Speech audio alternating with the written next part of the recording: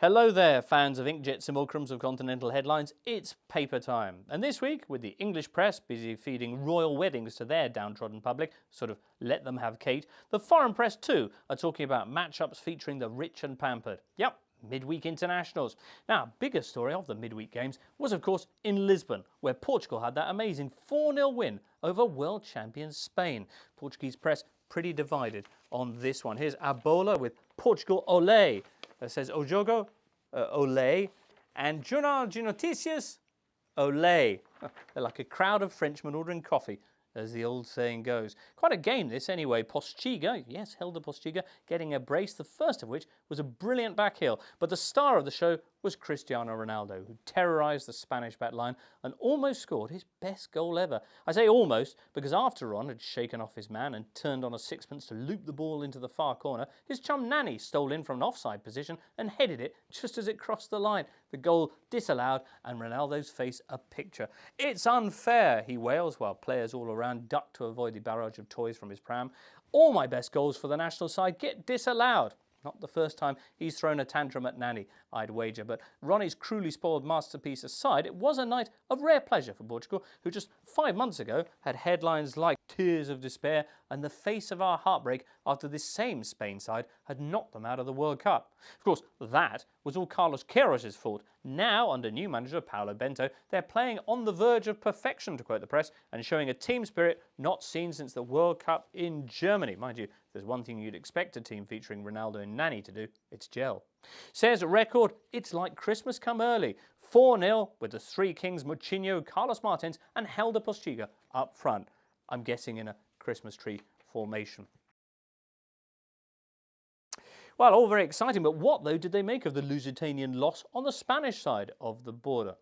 El Mundo and Sport, the card-carrying Catalan press, of course, stuck their fingers in their ears and bravely pretended it didn't happen, talking about quite a different game on their front covers instead. Brazil-Argentina, because Leo Messi scored in that, and he plays for Barcelona. Golazo Universal, the fairly translatable headline there.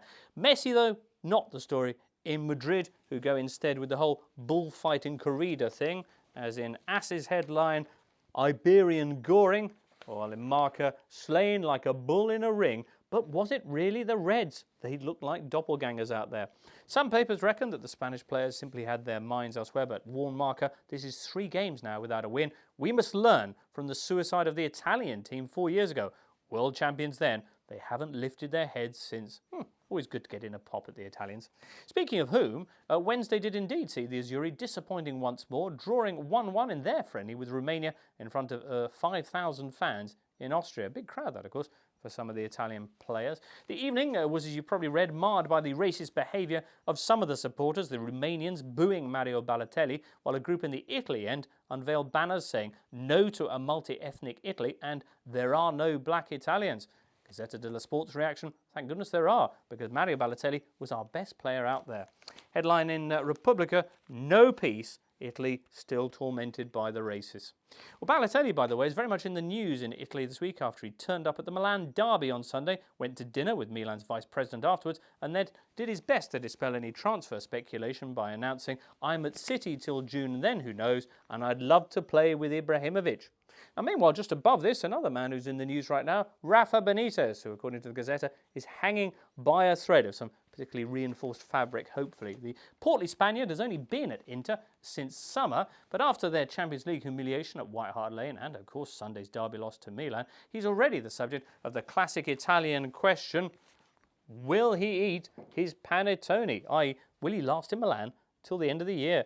Well, after a 4-hour crisis meeting with the club on Wednesday, Rafa was given a vote of confidence, but according to the papers, the next 2 games, Chievo and then FC 20, will decide his fate, with Leonardo, Luciano Spalletti and Pep Guardiola in the summer possibly in line to replace him. Benitez then with a lot on his plate, although that's a situation he may well be used to. And let's finish off today by moving on to the French and their reaction to Wednesday's big win at Wembley.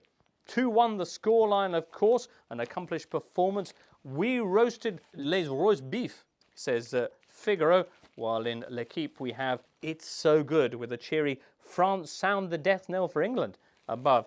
Inside, the paper scoffing that England were like a bottom of the Premier League team, i.e. they didn't have enough foreigners, and ridiculing too the efforts of Jagielka, Gibbs, Henderson and Walcott, who they awarded a withering 3 out of 10.